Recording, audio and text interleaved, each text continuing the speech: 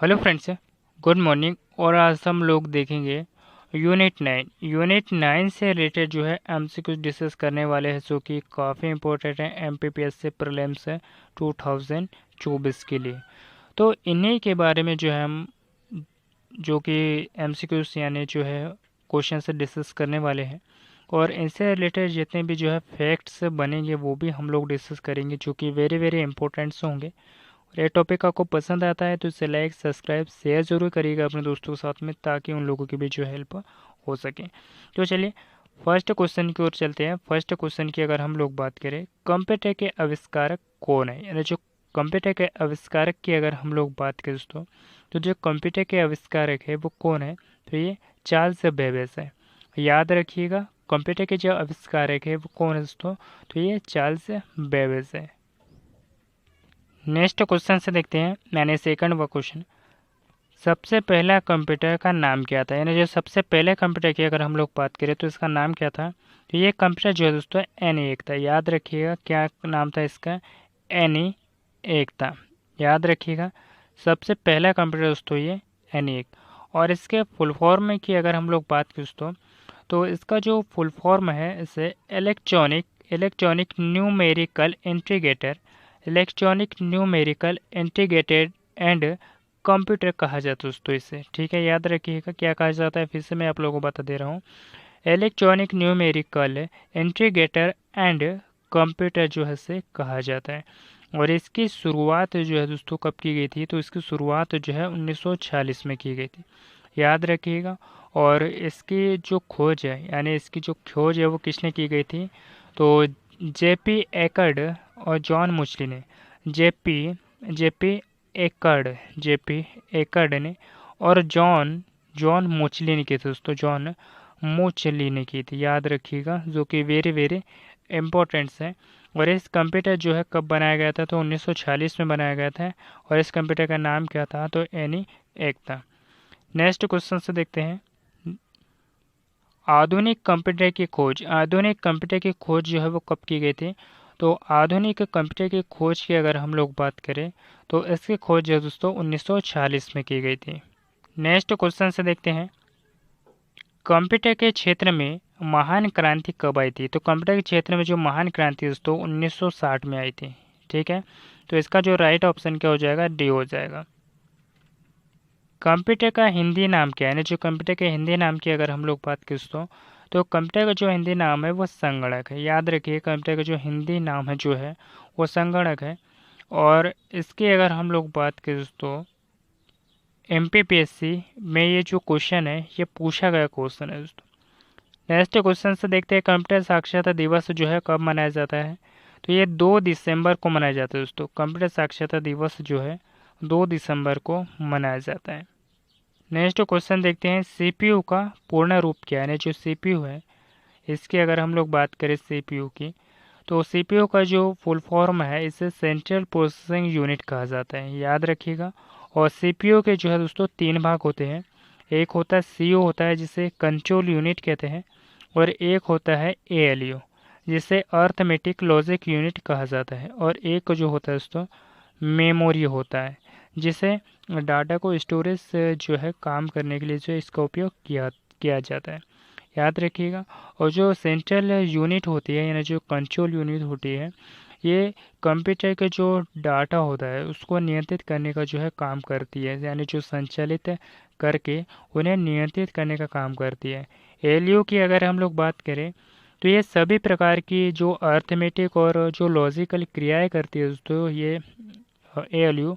और इसको control unit से जो डाटा निर्देश जो प्राप्त होते हैं उन उन्हें जो है वो क्रियान्वित करता है दोस्तों ये एएलयू। याद रखिएगा। और सिंपल से भाषा में आप लोगों को बताना चाहूँगा कि ये माइनस यानी घटाना और जोड़ना, गुणा करना और भाग करना, ये सभी क्रियाएं जो है दोस्तों ये एएलयू के अंतर्गत आती है।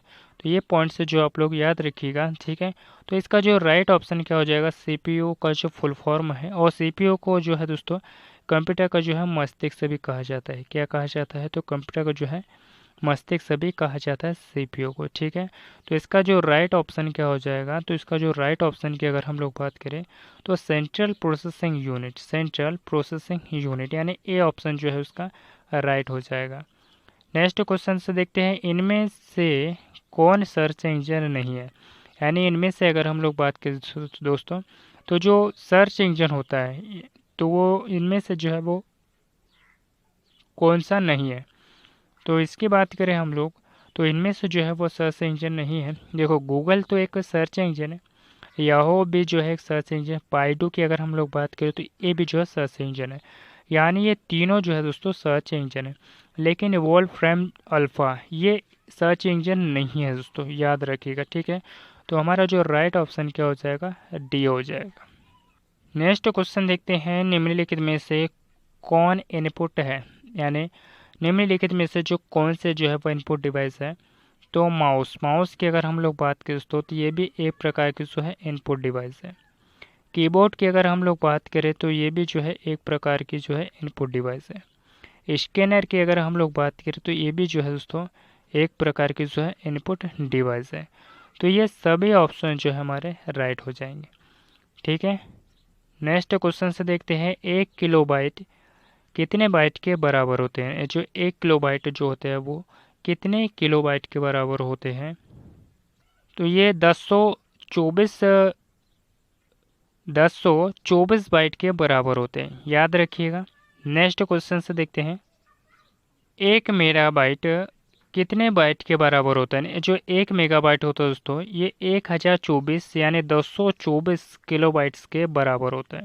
ठीक है, याद रखिएगा, जो कि वेरी वेरी इंपॉर्टेंट है। और 1 गीगाबाइट बराबर से अगर मैं आप लोगों को बता दूं तो 1 गीगाबाइट से कितना होता है दोस्तों। तो 1 गीगाबाइट बराबर से होता है 224। 1 गीगाबाइट बराबर से कितना होता है, 224 मेगाबाइट होता है, याद रखिएगा।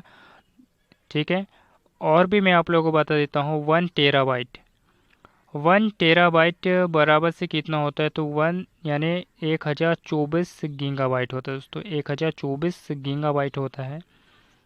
और 1 पेटाबाइट यानी 1 पेटाबाइट बराबर से अगर हम लोग बात करें 1 पेटाबाइट बराबर से, तो 1024 टेराबाइट होता है, याद रखिएगा। 1024 टेराबाइट। और फर्स्ट में आप लोगों को एक बात बता देना चाहता हूँ, 1 किलोबाइट बराबर से कितना होता है। तो 1024 बाइट होते हैं। ठीक है, 1024 बाइट। तो ये सभी पॉइंट्स है जो हमने डिस्कस करें, सारे के सारे जो है इम्पोर्टेंट्स है, ये सभी आप लोग जो है वो नोट कर लीजिएगा, सारे के सारे जो है वह इम्पोर्टेंट्स है। नेक्स्ट क्वेश्चन से देखते हैं, 1 गीगाबाइट कितने बाइट के बराबर होता है। तो मैंने अभी आप लोगों को बताया कि 1 गीगाबाइट जो होता है वो 1024 मेगाबाइट के बराबर होता है। तो कितना होता है, 1024 मेगाबाइट के बराबर होता है। तो इसका जो बी ऑप्शन है वो राइट हो जाएगा।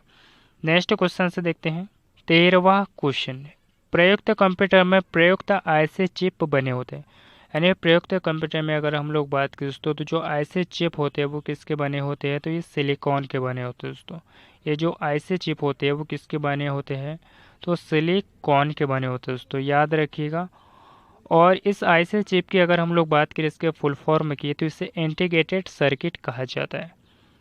नेक्स्ट क्वेश्चन देखते हैं, इंटरनेट के पते में पद पर जो HTTP का सही विस्तृत रूप क्या है।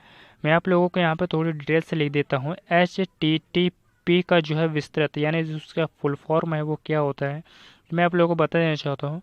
हाइपर टेक्स्ट ट्रांसफ़र प्रोटोकॉल, इसका जो है फुल फॉर्म होता है, क्या होता है, हाइपर टेक्स्ट ट्रांसफ़र प्रोटोकॉल होता है। ठीक है, तो इसका जो राइट ऑप्शन क्या हो जाएगा, देख लेते हैं हम लोग, इसका जो राइट ऑप्शन है वो क्या हो जाएगा। तो हाइपर टेक्स्ट ट्रांसफ़र प्रोटोकॉल, ये वाला जो हमारा राइट ऑप्शन हो जाएगा दोस्तों ए है। सॉरी, ये नहीं होगा, इसका जो हाइपर हो जाएगा दोस्तों, हाइपर हो जाएगा, याद रखिएगा, हायर नहीं होगा। तो ये गलत ऑप्शन हो जाएगा, ये भी हायर भी जो है गलत ऑप्शन हो जाएगा। हाइब्रिड ये भी जो हमारा गलत ऑप्शन हो जाएगा। लेकिन ये हाइपर टेक्स्ट ट्रांसफ़र प्रोटोकॉल ये जो हमारा राइट ऑप्शन हो जाएगा। ठीक है, नेक्स्ट क्वेश्चन देखते हैं 15वां, किसी प्रकार के प्रोग्राम में बच्चों द्वारा, यानी किसी कंप्यूटर के प्रोग्राम में बच्चों द्वारा प्रयुक्त भाषा, यानी जो प्राय कौन सी होती है, यानी जो भाषा प्राय कौन सी होती है, ये लोगो होती है। ठीक है। और जावा भी जो है एक प्रकार की भाषा है, तो ये भी आप लोग जो है मतलब लैंग्वेज है जो कि याद रखिएगा, काफ़ी इंपॉर्टेंट है। नेक्स्ट क्वेश्चन से देखते हैं, कोडा तर्क एक प्रोग्राम है। कोडा तर्क एक प्रोग्राम है, वह निम्नलिखित में से किसके प्रोग्राम का जो है वो रूपांतरण है। तो ये किसके प्रोग्राम का जो है रूपांतरण दोस्तों, तो कोडांतरण के मशीन का जो है रूपांतरण है। तो इसका डी ऑप्शन जो है वो राइट हो जाएगा। नेक्स्ट क्वेश्चन से देखते हैं। नेक्स्ट क्वेश्चन की अगर हम लोग बात करें 17 क्वेश्चन, मल्टी प्रोसेसिंग, यानी जो मल्टी प्रोसेसिंग होती है, यानी जो मल्टी प्रोसेसिंग जो है वो क्या होती है, तो एक से अधिक प्रोसेसर द्वारा जो है दोस्तों मल्टी प्रोसेसिंग होती है, याद रखिएगा। तो क्या होती है, मल्टी प्रोसेसिंग होती है, जो कि काफ़ी इम्पोर्टेंट है। नेक्स्ट क्वेश्चन देखते हैं, निम्नलिखित में से ऑप्टिकल मेमोरी है। निम्नलिखित में से अगर हम लोग बात करें दोस्तों, तो एक प्रकार के जो ऑप्टिकल मेमोरी है, तो ये सीडी रोम, यानी सीडी रोम की अगर हम लोग बात करें दोस्तों, तो ये एक प्रकार के जो है ऑप्टिकल मेमोरी है। और इसके फुल फॉर्म की आप लोग को मैं एक बात बताना चाहूँगा, इसका फुल फॉर्म क्या होता है, कॉम्पैक्ट डिस्क, जिसे रेड ओनली मेमोरी कहा जाता है। ठीक है, तो इसका फुल फॉर्म भी जो है आप लोग याद रखिएगा। नेक्स्ट क्वेश्चन से देखते हैं, सीपीयू। सीपीयू की अगर हम लोग बात करें, सीपीयू में कंट्रोल मेमोरी तीसरा यूनिट क्या है। ना जो सीपीयू की अगर हम लोग बात करें दोस्तों, ये जो सीपीयू होता है, इसको जो है कंप्यूटर का क्या कहा जाता है, तो इसे जो है कंप्यूटर का मस्तिष्क कहा जाता है सीपीयू को। और सीपीयू की अगर हम लोग बात करें, तो सीपीयू तीन प्रकार के होते हैं दोस्तों, इसके मतलब तीन भाग होते हैं। सीयू होता है जिसे कंट्रोल यूनिट कहा जाता है, और एएलयू होता है जिसे अर्थमेटिक लॉजिक यूनिट कहा जाता है, और एक होता है दोस्तों मेमोरी। ठीक है, जो कि स्टोरेज करने के काम आता है। ठीक है, इसके तीन भाग होते हैं, लेकिन यहाँ पे क्या पूछ रहा है दोस्तों, यहाँ पे इसका कंट्रोल भाग है सीपीयू का और मेमोरी है, लेकिन तीसरा भाग पूछ रहा है कि तीसरा भाग जो है वो क्या है। तो तीसरा भाग जो है इसमें से अर्थमेटिक लॉजिक यूनिट, याद रखिएगा, अर्थमेटिक जो लॉजिक यूनिट है, इसका ये ऑप्शन जो है इसमें राइट हो जाएगा। ठीक है। और जो सीपीयू है, इसका फुल फॉर्म क्या होता है, तो इसका full form central processing unit होता है। तो ये पॉइंट्स है जो आप लोग याद रखिएगा, और इसे कंप्यूटर का जो है मस्तिष्क यानी ब्रेन भी कहते हैं। ठीक है। और सीयू की अगर हम लोग बात करें, तो इसे जो है कंप्यूटर यानी जो कंट्रोल यूनिट कहा जाता है, और इसका जो काम होता है वो क्या होता है कंट्रोल यूनिट का, तो इससे जो है दोस्तों इसका जो काम होता है सीपीयू का, यानी सॉरी सीयू का, इसके अगर हम लोग बात करें, तो जो कंप्यूटर होता है दोस्तों, इसकी जो क्रियाएं संचालित करके उन्हें नियंत्रित करने का काम होता है दोस्तों सीपीयू का। और एएलयू की अगर हम लोग बात करें, तो ये सभी प्रकार के जो अर्थमेटिक और लॉजिकल जो है क्रियाएं करता है एएलयू, और कंट्रोल यूनिट से जो डाटा निर्देशों के प्राप्त करके जो है उन्हें क्रियान्वित करता है दोस्तों ये एएलयू, याद रखिएगा। और इसको सिंपल से भाषा में आप लोगों को बताना चाहूँगा कि ये जोड़ना, घटाना और गुना और भाग करना जो है इसके अंतर्गत आता है, ये सभी जो है काम करता है। ठीक है। मेमोरी की अगर हम लोग बात करें, तो मेमोरी जो है वो स्टोरेज करने का काम करती है सीपीयू। तो ठीक है, नेक्स्ट क्वेश्चन से देखते हैं, सीपीयू और एएलयू में होते हैं, यानी सीपीयू की अगर हम लोग बात करें दोस्तों, और एएलयू में जो है वो क्या होते हैं, तो इन दोनों की अगर हम लोग बात करें दोस्तों, तो इसमें जो है रजिस्टर होता है, इन दोनों में जो है दोस्तों इनमें रजिस्टर होते हैं, याद रखिएगा। तो हमारा बी ऑप्शन जो है वो राइट हो जाएगा। ठीक है।